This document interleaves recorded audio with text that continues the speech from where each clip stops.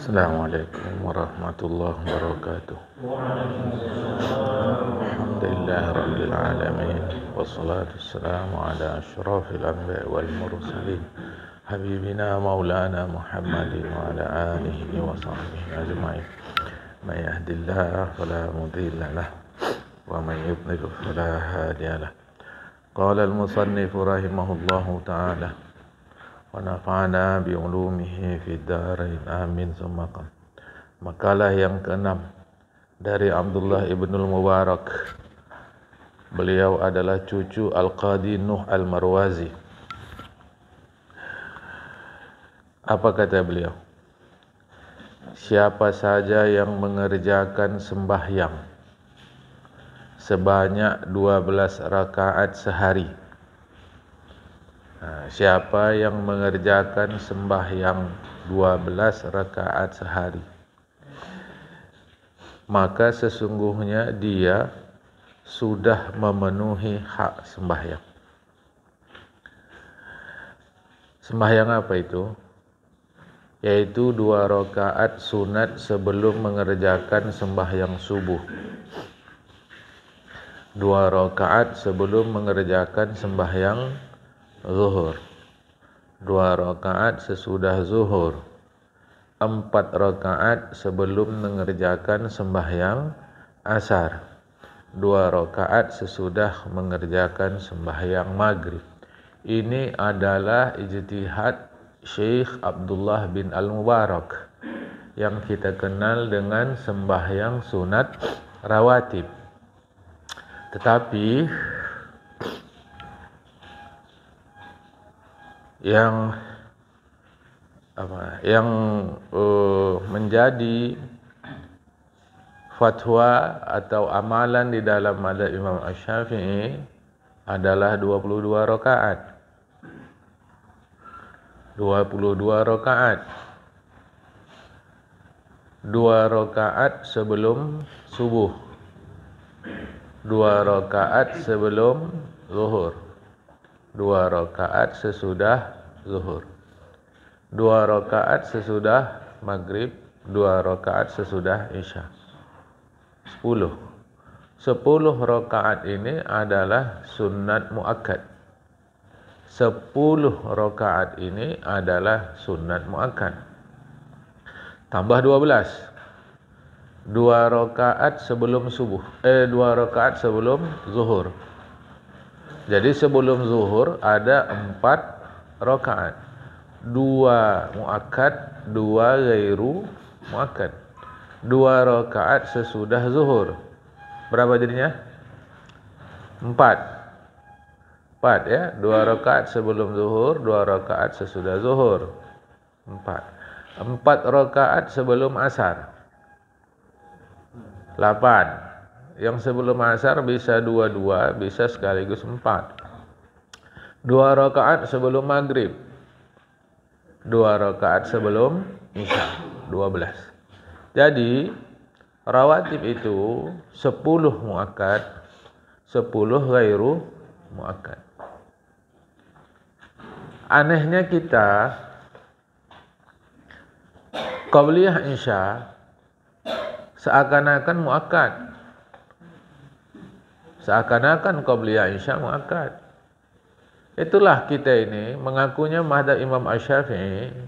Ketika ada orang mengkritik mazhab Imam Asy-Syafi'i, kita rasanya gerah, rasanya tidak nyaman. Tapi kita sendiri tidak mempraktekkan yang diajarkan dalam mazhab Imam Asy-Syafi'i. Ini repot. Orang mengkritik kita marah, kita sendiri tak melaksanakan. Itu mazhab, belum lagi agama. Anda akan sampai dalam kitab kita ini mengapa doa kita tidak terkabul. Itu nanti ujung-ujung bab 10-10 jamaah. Mengapa doa kita tak terkabul? Karena itu tadi. Ya. Jadi perlakuan kita terhadap qabliyah isya seakan-akan muakkad, padahal yang muakkad ba'diyah isya. Status qabliyah isya sama dengan qabliyah maghrib, ghairu muakkad. Qabliyah maghrib ditiadakan, qabliyah isya macam ba'diyah isya. Repot jemaah. Ngakunya mazhab Imam Syafi'i. Ada Imam Syafi'i tak pernah ajarkan begitu. Jadi kita ni susah membulak balik, kan jemaah. Jadi fatwa daripada Syekh Abdullah bin Al-Mubarak yang mengerjakan 12 rakaat berarti dia telah memenuhi hak sembahyang. Kita jelaskan. Kita 12 juga, tetapi ada 12 yang ghairu muakkad. 10 yang muakkad. Mana 10 yang muakkad? Sebelum maghrib, sebelum subuh, sebelum zuhur, sesudah maghrib, sesudah isya. Mana yang ghairu muakkad? Sebelum zuhur jadi 4, sesudah zuhur jadi 4. Satu muakkad, satu ghairu muakkad. Sebelum asar 4, sebelum maghrib 2, sebelum isya 2. Ada hadis Rasulullah terkait apa yang diterangkan oleh Syekh Abdullah bin Al-Mubarak. Karena Rasulullah Muhammad SAW bersabda, rahimallahu mar'an shalla qabla al-asri arba'an. Artinya Allah Subhanahu wa taala menyayangi, mengasihi, mencintai seorang yang mengerjakan sebelum sembahyang asar sebelum sembahyang asar, sembahyang sunat sebanyak 4 rakaat. Tapi memang adat masyarakat kita di Medan ini semuanya mau cepat. Sehingga waktu tak tercukupi orang mau sembahyang. Jangankan qabliyah asar 4 rakaat. Qabliyah subuh saja kadang susah dapat sempurna. Awak masih syahadat, dia sudah mau azan. Dia sudah mau qomat. Padahal yang menjadi jamaah subuh orangnya itu juga sunyi, tapi mau cepat. Kita tak mengerti. Nanti kalau kita sampaikan begini, kita dituduh pula. Kita dituduh ini mazhab Syafi'i, kata kita. Kita dituduh pula macam-macam kita ini bukan bermazhab Imam Syafi'i. Masyarakat mudah menuduh. Saya terus terang sampaikan kepada kita yang sudah mengaji. Hati-hati kita nuduh orang, pahala kita digeser Allah sama orang yang menuduh tu. Dan pahala kita sikit. Ya maaf. Hati-hati sekali. Tunggulah sekejap. Apalagi zuhur, apalagi asar. Kadang yang bukan imam pula nyuruh orang qomat. Ini dah repot.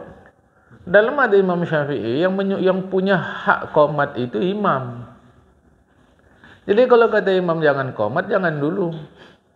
Ini imamnya ada di situ pun macam-macam tak sadar kalau dia imam. Bantailah situ. Qomat. Tidak. Jadi kita ni susah mengakunya bermadhab Imam Syafi'i, tapi fatwa-fatwa di dalam madhab Imam Syafi'i kita tidak amalkan secara penuh. Kita memilih-milih mana yang cocok-cocok dengan adat kita buat, yang tak cocok dengan adat pendapat madhab Imam Syafi'i tak kita buat. Kita ni jadi ngakunya madhab Imam Syafi'i, tetapi kita lebih menurutkan adat. Adalah Rasulullah Muhammad SAW sembahyang sebelum sembahyang asar sebanyak 4 rakaat. Yang beliau pisahkan antara 4 rakaat itu dengan salam. Maknanya 2-2. Boleh. 4 juga boleh. Berikut hadis dari Imam Taurani.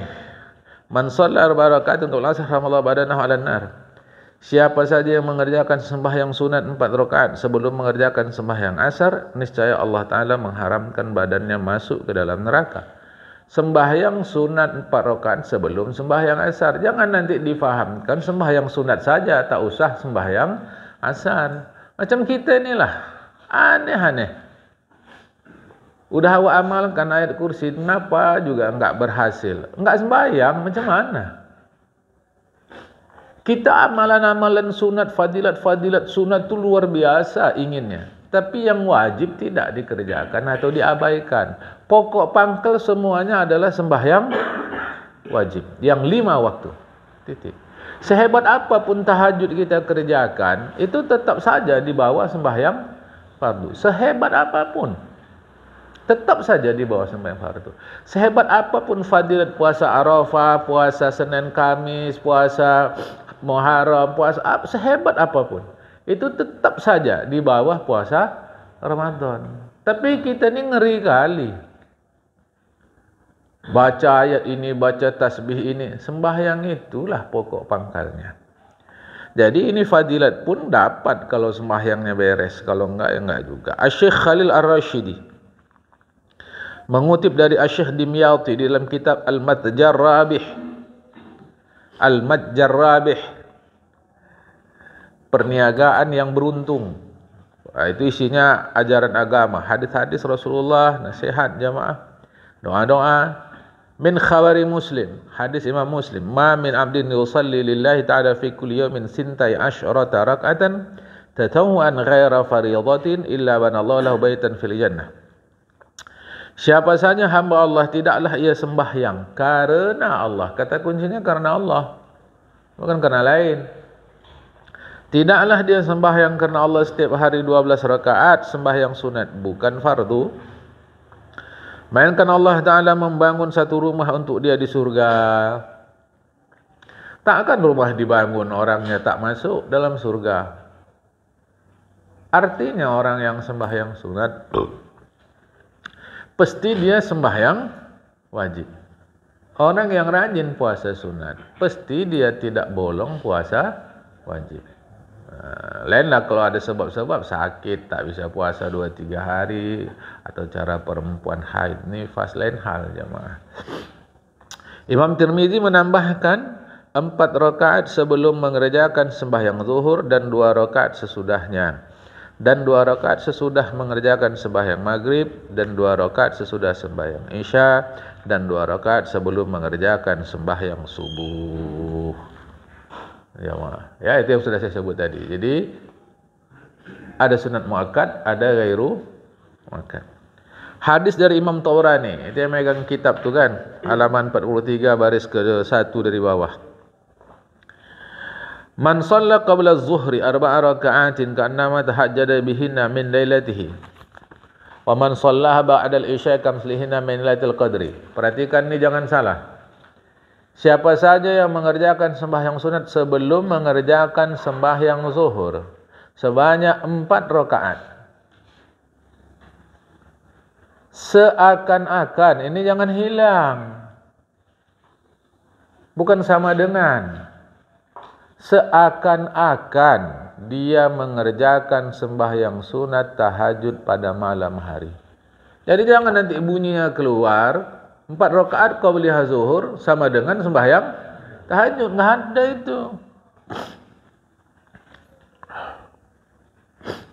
Sama dengan masyarakat memahami, bismillahirrahmanirrahim, Lailatul Qadri khairun min alfi syahr. Satu malam Lailatul Qadar lebih baik dari 1000 bulan. Ini difahami oleh masyarakat, satu malam Lailatul Qadar sama dengan 1000 bulan. Sampai dihitung 1000 bulan itu berapa tahun? Apa manfaat? Ini enggak ada hubungan dengan itu jemaah. Lailatul Qadar khairun alfi syahr itu memberikan penjelasan kepada kita andaian. Andaianlah ada 1000 bulan, itu berapa ribu hari sudah itu, 1000 bulan. Maka satu malam Lailatul Qadar lebih baik dari 1000 bulan. Angka 1000 bukan angka definitif, angka pasti, bukan untuk menunjukkan lebih. Seperti kita mengatakan mencari orang jujur zaman belakangan ini 1001 lah. Apa mesti dari 1000 ada satu? Tidak, itu menunjukkan sangat sedikit. Tapi kita fahamkan dah dihitung pula 1000 bulan ni berapa tahun, gini pula. Wah, jadi kalau satu malam tu dapat kita lebih dari umur kita. Umur kita orang belakangan paling 60 tahun. Oh, jadi luar biasa. Tidak ada malam yang lebih baik selain malam tu kita mati husnul khatimah. Itulah yang baik. Mau malam apapun, jemaah, asalkan mati kita husnul khatimah, malam itulah yang baik bagi kita. Meskipun agama menjelaskan kebaikan malam Lailatul Qadar begini, kebaikan malam Jumat begini, itu memang ada. Tapi maksud saya jangan salah memahami. Nah, jadi sembahyanglah dia zuhur qabliyah 4 rakaat seakan-akan tahajud pada malam hari. Jangan nanti bunyinya tak tahajud pun tak apa wak. Yang penting asal qabliyah zuhur 4 rakaat. Samalah itu dah dengan tahajud. Yang ngajarin siapa? Lain yang disampaikan, lain yang berbunyi. Kesalahan kita terlampau banyak jamaah. Yang kesalahan itu sebetulnya kecil-kecil saja, tapi nanti mau fatal itu. Ya. Seakan-akan dia mengerjakan sembahyang sunat tahajud pada malam hari. Siapa saja yang mengerjakan seperti itu setelah sembahyang Isya, maknanya ba'diyah Isya 4 rakaat. Cuma dalam hadis Imam Syafi'i, sembahyang sunat malam hari tak boleh 4 sekaligus. Tak sah. Dia 2-2. Jadi siapa mengerjakan 4 rakaat setelah Isya, seakan-akan dia mengerjakannya pada malam Lailatul Qadar. Sama itu dah, tak usah dapat Lailatul Qadar pun tak apa-apa kata kita. Yang penting kerjakan aja sebab setelah Isya 4 rakaat. Sama itu. Enggak ada. Seakan-akan. Jamaah. Seakan-akan ini bukanlah memastikan sama. Manalah bisa sama. Kalau ku tengok seakan-akan kalau bahasa gitu kek. Kalau ku tengok kek dia. Nah, kan manalah sama. Memanglah mirip-miripnya ada, tapi sama tidak. Karena inilah berkata Abdullah ibnu Mas'ud. Abdullah ibnu Mas'ud adalah sahabat Rasulullah. Ulamanya sahabat. Nah, jadi beliau ulama dari kalangan sahabat. Kata beliau, tiada sembahyang di siang hari yang dapat mengimbangi sembahyang di malam hari, melainkan sembahyang sunat 4 rakaat sebelum mengerjakan sembahyang zuhur. Dan kelebihannya dibandingkan sembahyang di siang hari seperti kelebihan sembahyang berjamaah atas sembahyang seorang diri. Macam mana hebatnya sembahyang berjamaah atas sembahyang seorang diri? Begitulah hebatnya sembahyang zuhur di siang, sembahyang sunat qabliyah zuhur jamaah ya. Apa ini? Oh bukan. Dan sembahyang tiada sembahyang di siang hari yang sembahyang malam adalah sembahyang sunat ya, sembahyang sunat. Jamaah ya. Kelebihannya dibandingkan sembahyang lain di siang hari seperti kelebihan sembahyang berjamaah di atas sembahyang sendiri. Macam mana hebatnya sembahyang berjamaah di atas sembahyang sendiri? Begitulah fadilat Allah berikan kepada sembahyang sunat qabliyah zuhur. Ya. Rasulullah Muhammad SAW mengerjakannya dan melamakan rukuk dan sujudnya. Dan beliau bersabda, "Innaha sa'atun tuftahu fi abwabus sama'i fa uhibbu an yas'ada li fi a'malin salih." Artinya itulah saat dibuka pintu langit. Aku suka naik amal solehku pada waktu itu. Jadi menurut Rasulullah, pintu langit dibuka waktu kita sembahyang zuhur. Awal waktu dibuka jamaah. Maka saat dibuka itu dianjurkan solat qabliyah zuhur. Dan pada saat itu aku ingin waktu dibuka itu amalku naik, kata Rasulullah Muhammad SAW. Seterusnya, yang kedua, nasihat daripada Syekh Abdullah bin Al-Mubarak. Dan siapa saja yang berpuasa setiap bulan sebanyak 3 hari. Setiap bulan 3 hari. Mana dia 3 hari itu? Yaitu hari putih. Istilahnya Ayyamul Bid. Yaitu tanggal 13 dan 2 hari berikutnya. 13, 14, 15. Jadi disebut hari putih oleh karena adatnya adalah bulan purnama itu cahaya terang. Jamaah, cahaya terang.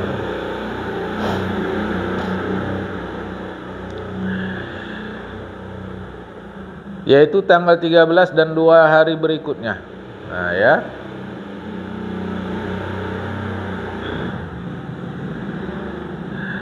Melainkan pada bulan Zulhijjah, yaitu pada tanggal 16 dan sehari sesudahnya sebagai ganti tanggal 13.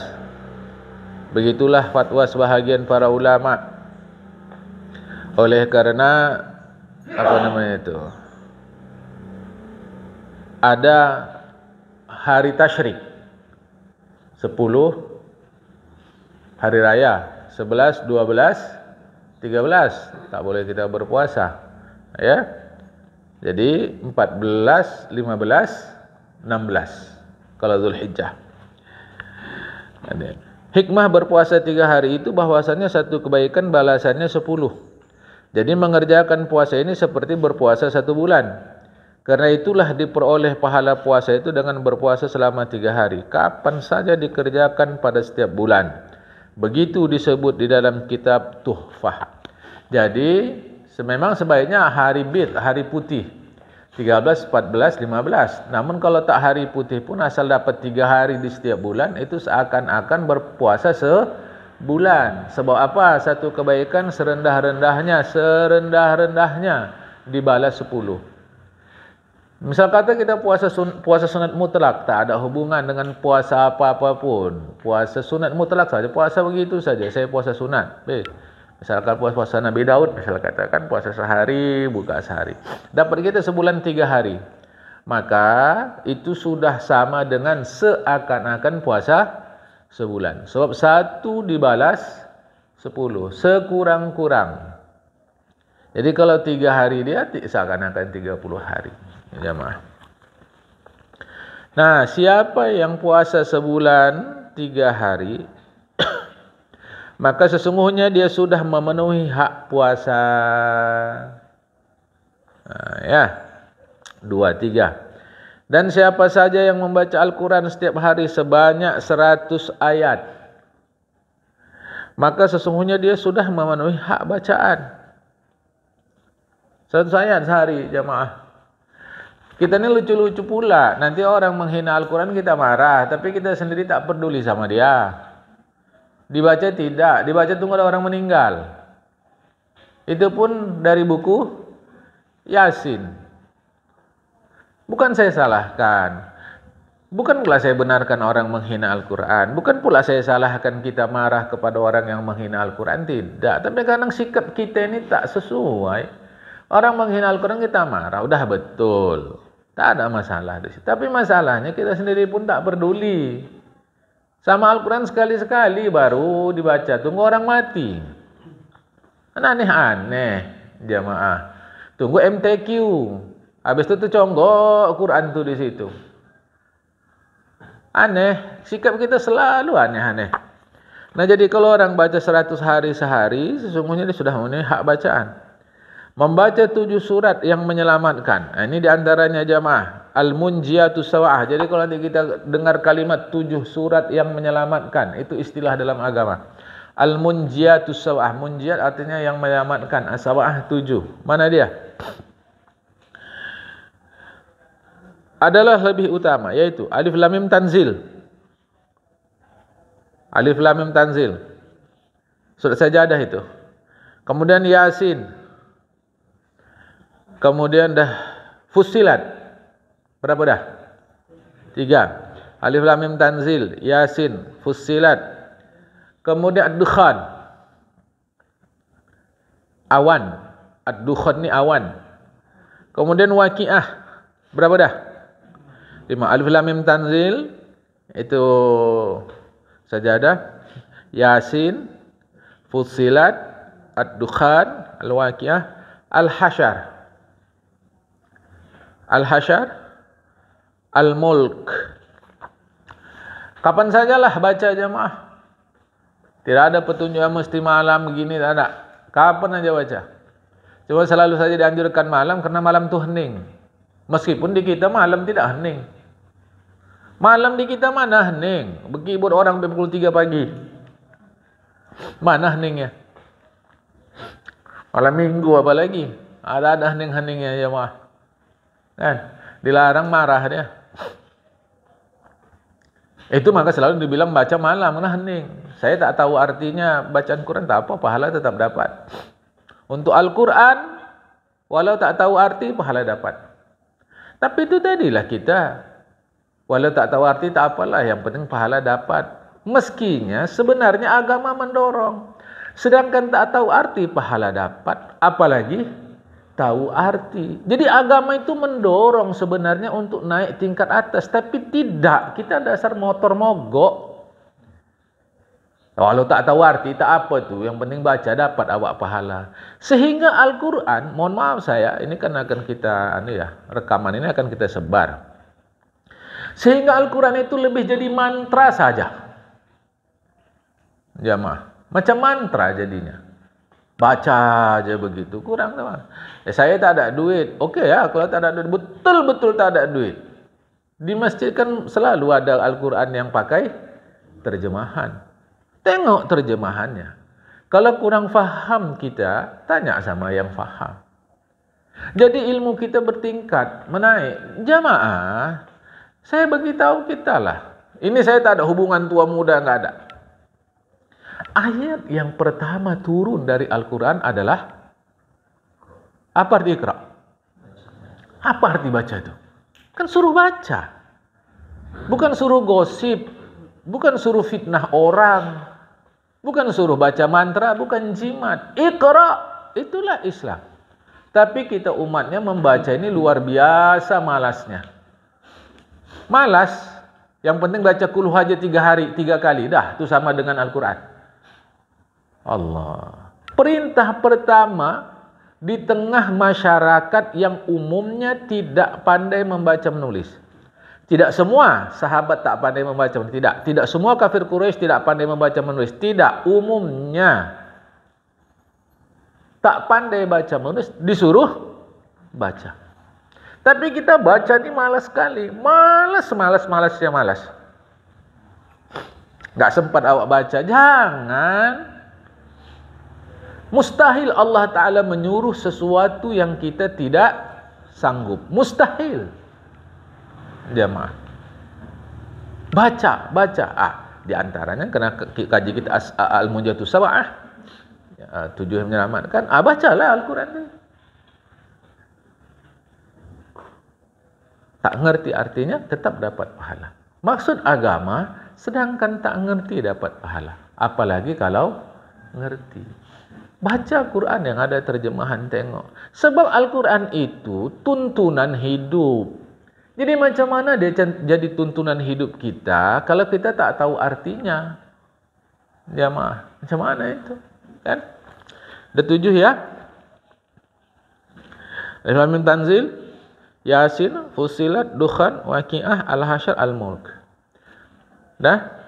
Hendaklah ia membaca pagi petang permulaan. Ini ada pelajaran agama ya. Hendaklah ia membaca pada pagi dan petang hari permulaan surat Al-Hadid. Ini surat Al-Hadid besi. Jamaah ayat 1 dan akhir surat Al-Hasyr. Surat Al-Hasyr ini surat cerita tentang berkumpul di akhirat. Surat Al-Ikhlas, Al-Falaq, An-Nas. Bacalah itu. Itu bukan hanya dapat pahala, tapi jadi pagar hidup. Oh, usah pakai tangkal-tangkal. Datang ke dukun pakai tangkal-tangkal, gantungkan di leher, masukkan dalam kantong. Datang. Ini aja baca, jamaah.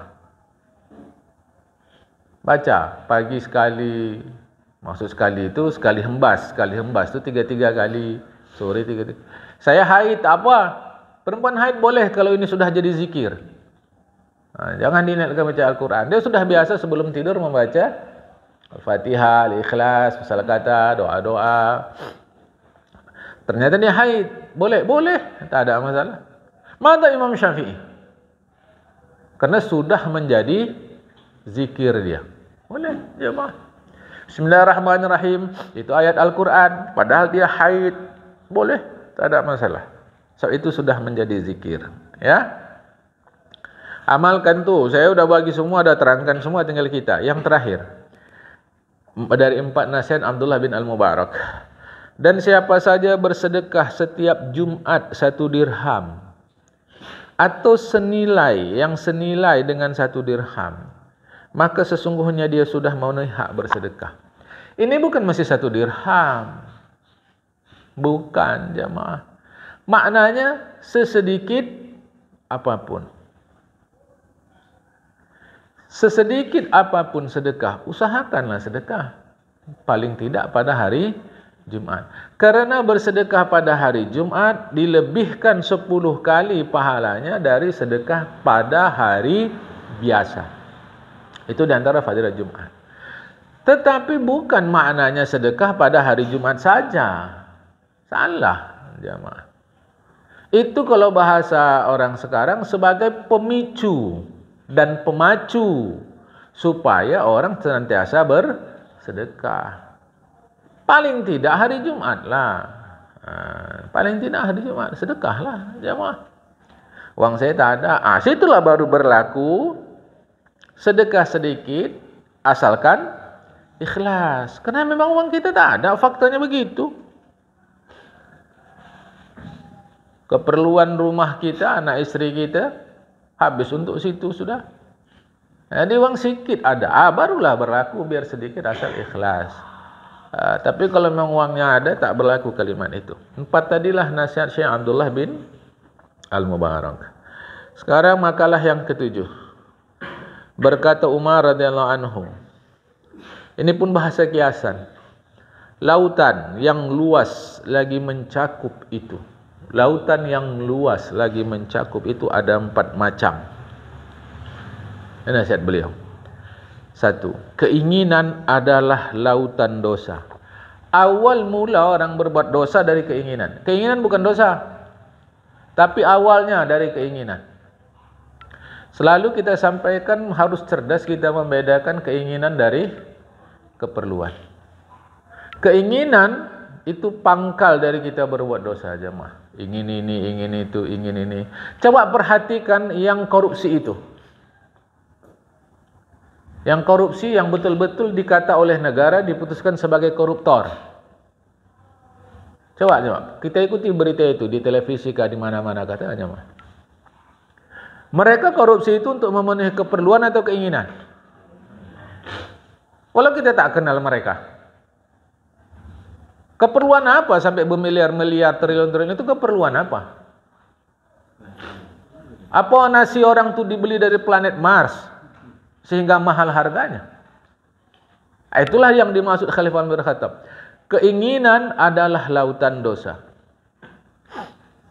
Awak ingin ini, ingin itu, ingin itu, ingin ini, ingin itu. Maunya awak ini itu. Pengen kali awak sedekah. Tengok kalimat tu. Pengen kali awak sedekah. Duit tak ada. Kesudahan ngutang dia untuk bersedekah. Dan repot. Ingin kali awak ibadah haji ni. Kesudahan naik haji pakai utang enggak? Oh, bukan utang, talangan. Ya sama sajalah talangan sama utang. Itu kan sama dengan gandul betik kates pepaya. Itu juga. Jadi dia mau tunai ibadah haji bukan karena ibadah pada Allah. Pingin kali lah awak. Makanya banyak haji orang tak betul. Banyak sembahyang orang tak betul. Banyak puasa orang tak betul. Banyak zakat orang tak betul. Karena pingin. Ya pingin yang baik-baik kan boleh, keliru. Ibadah tu bukan keinginan tapi tanda kehambaan kepada Allah Subhanahu wa taala. Bukan keinginan. Ya maaf. Dah. Jadi kata Khalifah Umar, keinginan adalah lautan dosa. Yaitu kecondongan nafsu kepada kemauannya yang bukan tuntutan agama adalah sumber dosa. Pangkalnya halal-halal saja. Pangkalnya halal-halal saja. Lama-lama jadi makruh. Makruh kan enggak berdosa.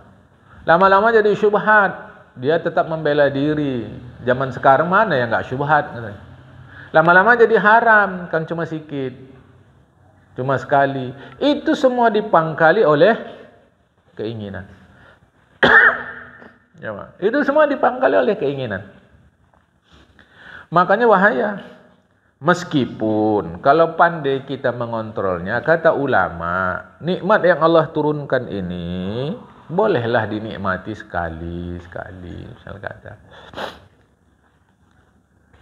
kita tak tahu ada jenis buah. Buah tu dah lama Allah ciptakan, kita tak tahu. Ya maaf. Pengen kali awak, buatlah sekali. Awak pikir apa ini kan? Jamaah. Matoa, tahu matoa? Mana tahu kita dulu-dulu tu. Sekarang ada matoa. Ini buah udah lama Allah ciptakan, bukan baru sekarang. Cobalah dulu. Dah sekedar tahu saja.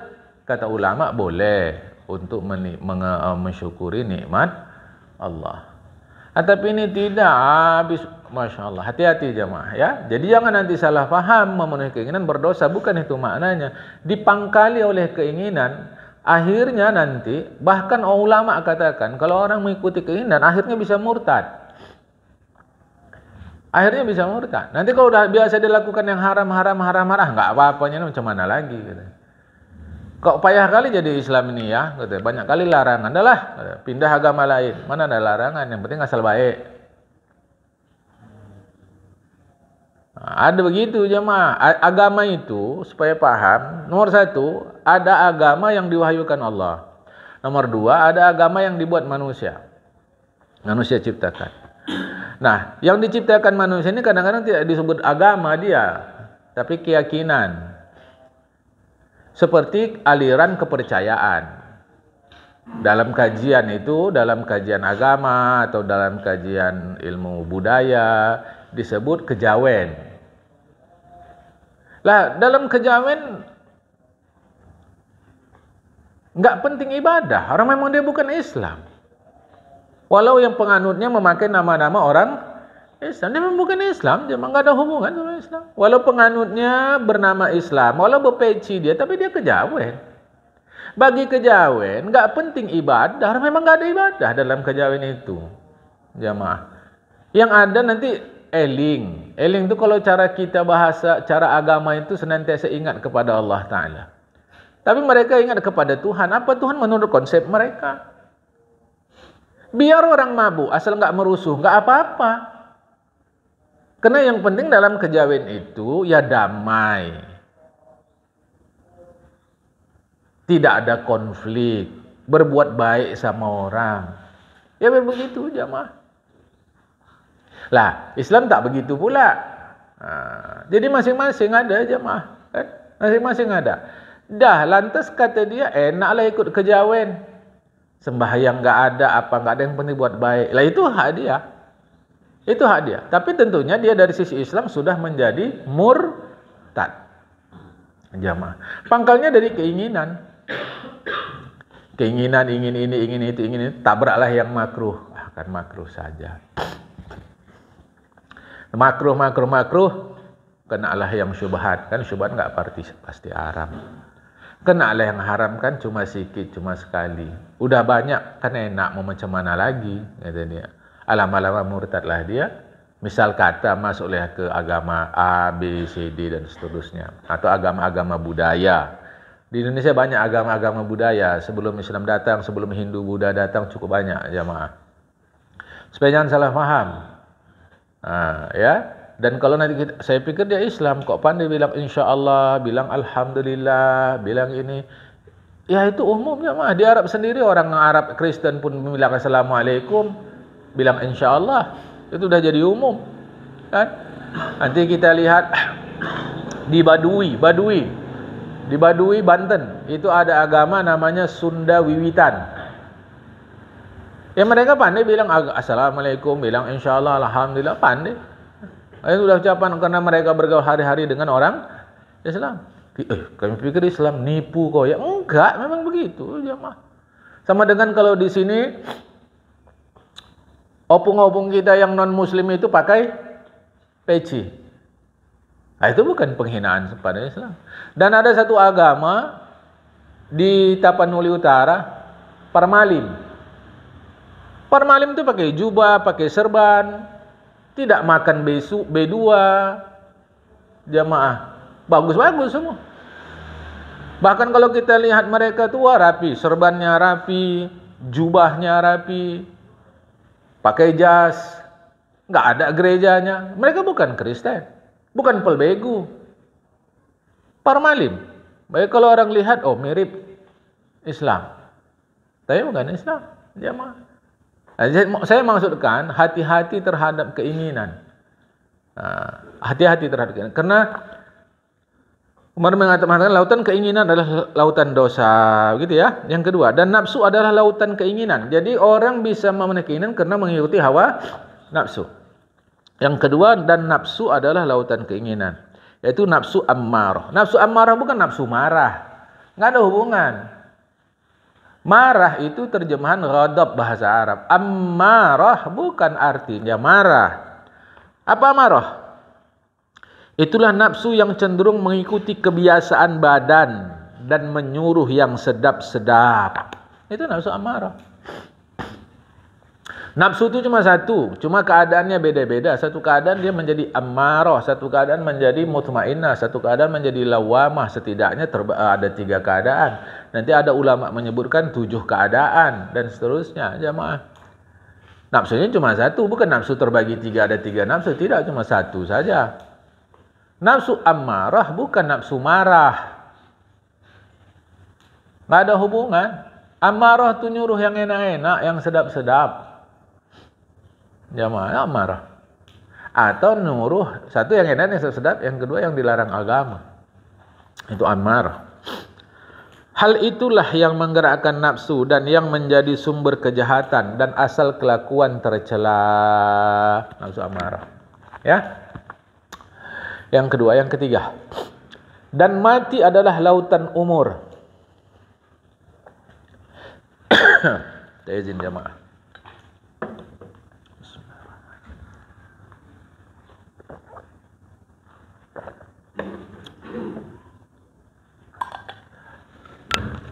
Mati adalah lautan umur, yaitu mati menjadi sumber yang menyadarkan akan pendeknya umur. Panjang-panjang pun pendek. Anna kulla atin qaribun. Itu kan hadis, cakap ulama saja. Anna kulla atin qaribun. Bahawa yang akan datang itu dekat. Ya, maaf. Yang akan datang dekat. 1000 tahun akan datang itu dekat dibanding sedetik telah lalu. 1000 tahun akan datang itu dekat. Anna kulla atin qaribun. Setiap yang akan datang adalah dekat. Ya maaf.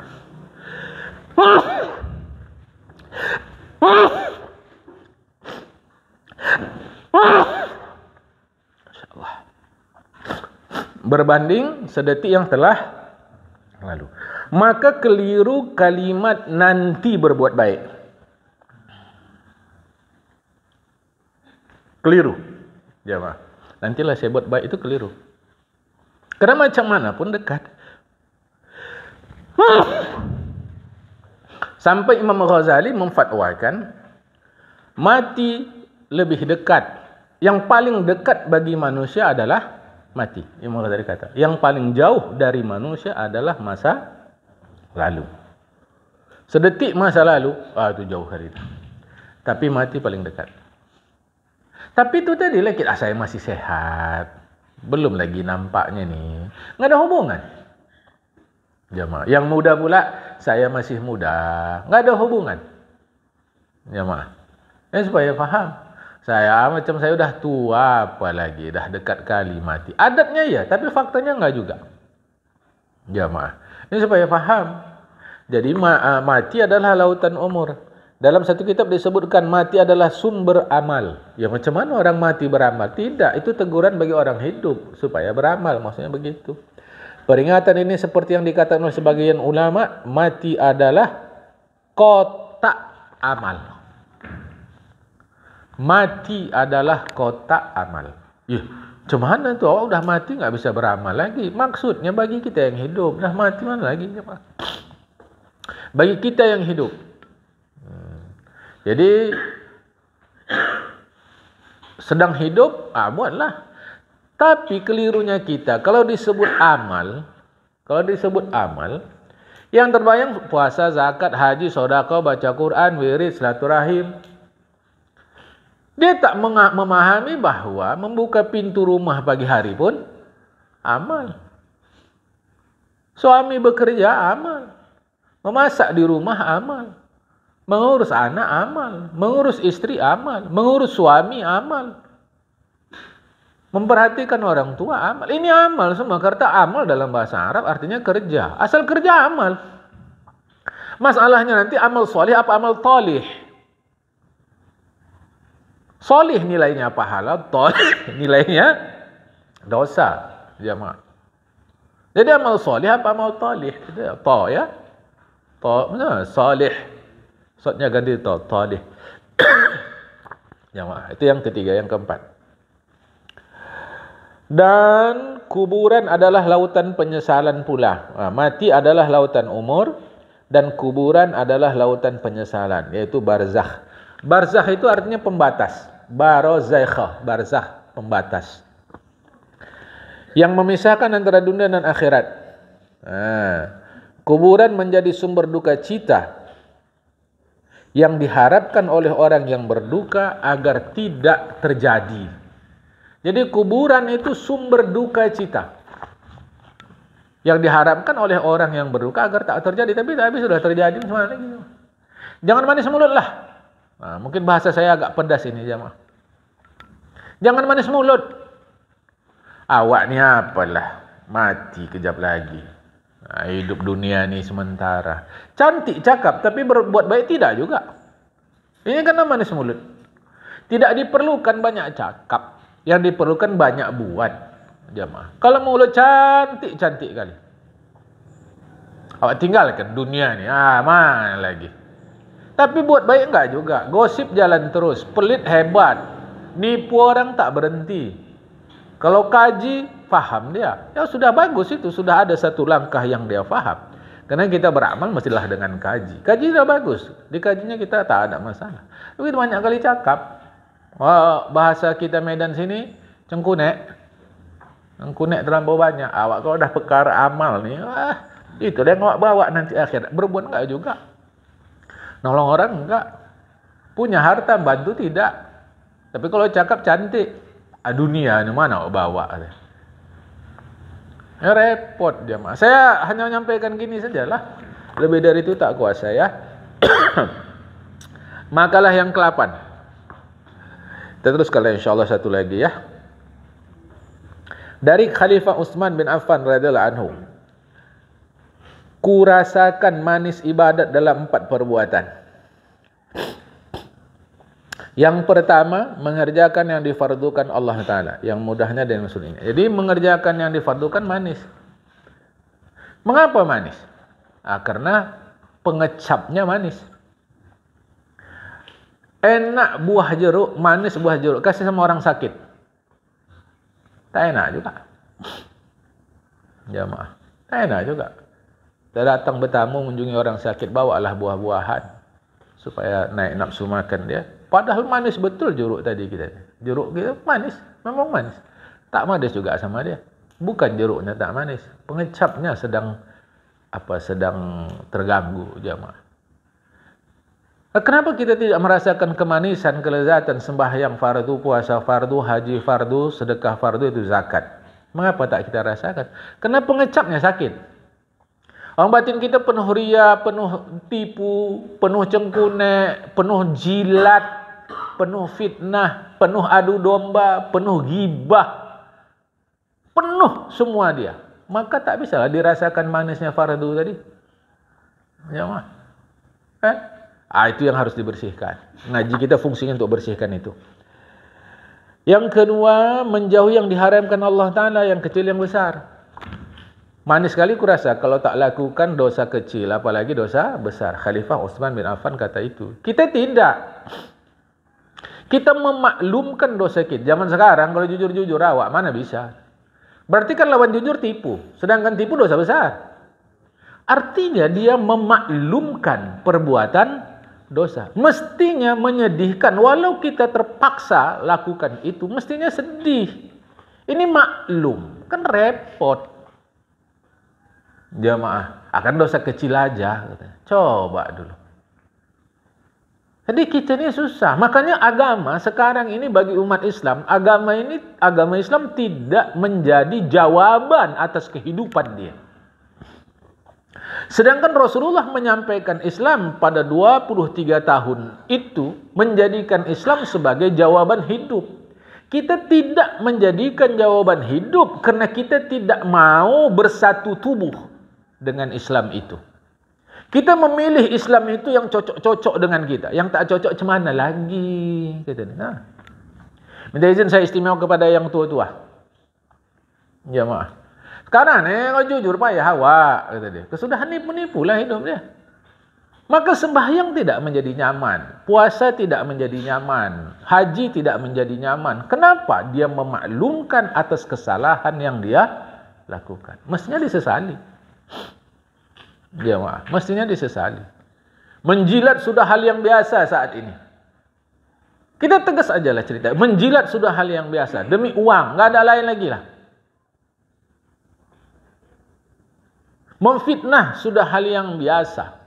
Menipu sudah hal yang biasa. Maka sembahyang tidak menjadi satu kenyamanan bagi kita. Padahal Rasul kalau sedang ada masalah, dia mengerjakan sembahyang. Bang sunat, dia kerjakan tu kalau ada masalah berat. Jemaah. Maka kita tak merasa itu. Karena maklum dah. Bahkan ibadah agama pun sudah pakai tipu. Ibadah agama pun dah pakai tipu. Usaha dia usaha yang haram, tapi supaya orang simpati dia bangun masjid, dia bangun musalla, dia bangun panti asuhan. Wah, jadi orang bilang dia baik. Orang tak tengok buruk dia. Itulah masyarakat. Kita bukan urus pribadi. Ingat ngaji yang saya sampaikan jamaah. Kita tidak pernah mengurus pribadi orang karena kita belum tentu baik. Apalagi lebih baik dari orang. Tetapi kita tidak bisa tutup mata atas kesalahan yang dilakukan orang. Usaha dia haram. Tahu kita usaha dia haram. Tapi untuk menutup haramnya itu dibangunnya masjid. Dibangunnya musalla. Dinaikkannya umroh haji orang. Dibangunnya panti asuhan. Kita bilang akan baik juga. Bagaimana perbuatan baik dipangkali dengan usaha yang haram? Ya itu dosa urusan dia lah sama Tuhan. Sejak kapan urusan sama kita? Yang penting kebaikan dia udah dia bangun masjid gitu. Macam mana jemaah? Saya tetap tidak setuju urus pribadi orang. Kita memaklumkan itu. Maka kita nggak dapat kemanisan ibadah. Nggak dapat. Sekarang ini payah kata dia. Kesudahan untuk anak dia. Supaya sekolah duduk di depan. Gurunya disogok. Gitu tak sekarang? Supaya anaknya duduk di depan. Sogoknya. Supaya haji kursi kosong yang berangkat ini bisa dia naik. Disogoknya. Kursi itu dapat dia. Luar biasa cara kita ini jemaah. Nah, boleh buatlah. Saya mesti sampaikan. Kan? Jadi kacau. Maka ibadah nggak terasa enak sama kita. Nggak terasa. Nggak terasa sama kita. Bahkan haji pun dah jadi wisata saja udah. Dah jadi wisata haji itu. Bukan ibadah lagi. Puasa pun begitu. Dah jadi gaya hidup. Bukan jadi ibadah lagi jemaah. Aku takut kata Khalifah Utsman kira-kira begitu. Yang kedua adalah menjauhi yang diharamkan Allah. Yang ketiga menyuruh yang baik. Iaitu segala sesuatu yang baik menurut agama. Bukan menurut adat masyarakat. Masyarakat ni biar berzina. Asal waktu pesta dia kita diundangnya. Baiklah itu. Itu di masyarakat sekarang. Berzina dia, hamil di luar nikah. Buat pesta, diundangnya kita. Ingat juga dia sama awak. Tahu? Kita datang ke situ jamaah. Macam mana itu? Belum lagi tak sembahyang. Majlis pesta nikah, umumnya pengantinnya tidak sembahyang. Umum, tak boleh kita kata semua. Salahlah jamaah. Tak satu dua pengantin nikah itu sembahyang. Zuhur dia sembahyang. Umum tak sembahyang.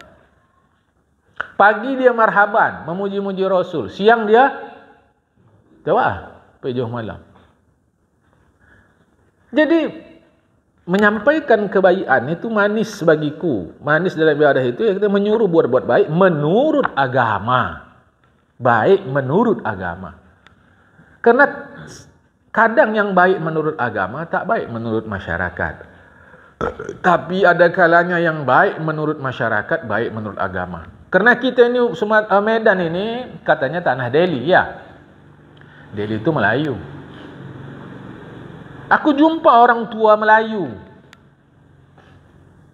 Dia orang tua Melayu, ngerti agama, dah meninggal pula.